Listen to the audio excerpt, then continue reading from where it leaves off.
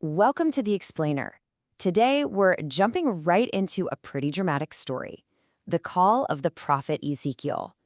And it doesn't start with some hero standing tall. No. It starts with a man flat on the floor, just totally overwhelmed. I mean, can you imagine it?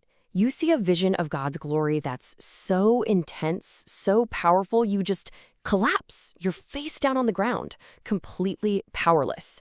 That is exactly where we find Ezekiel.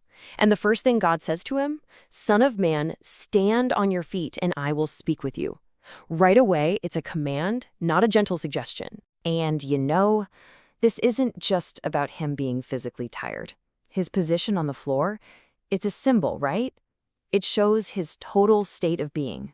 He has zero strength. He absolutely cannot get up by himself. And this moment of complete powerlessness, that's the launchpad for everything that's about to happen to him. So here's what's interesting. God doesn't pat him on the back and say, "It's okay." Nope. The very first thing he does is give a command. Stand up. And with that command, he also gives Ezekiel this really unique and, as we'll see, super important title. He calls him Son of Man. And get this, that title is used for Ezekiel 93 times in the book.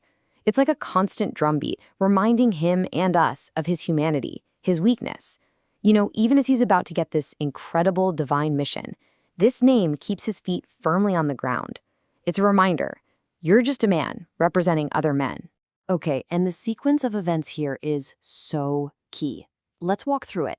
First, God gives the command, stand up.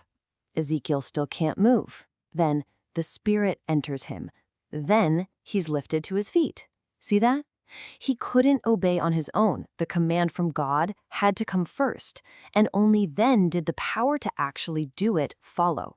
The word precedes the power. And this whole scene, it lays out a pattern that we see over and over.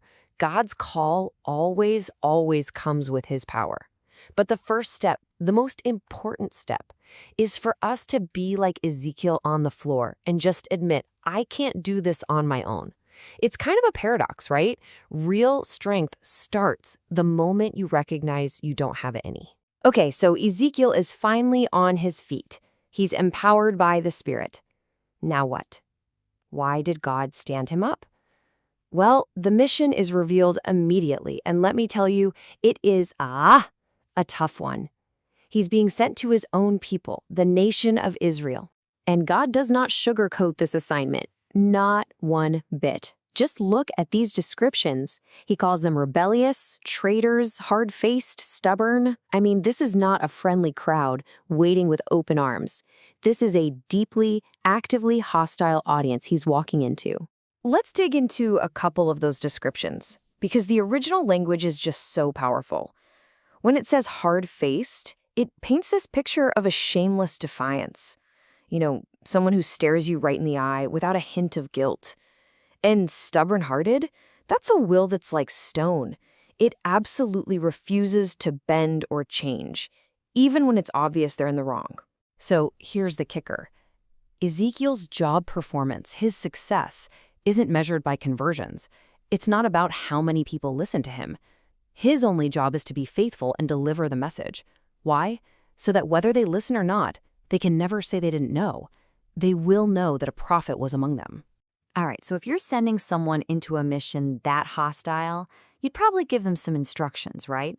Like a survival guide.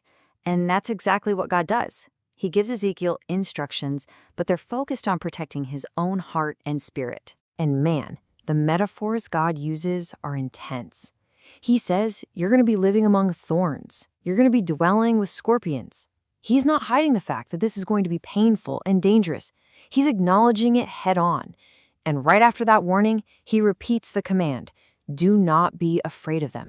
And this next part, this is so critical. God draws a line in the sand. He calls the people a rebellious house.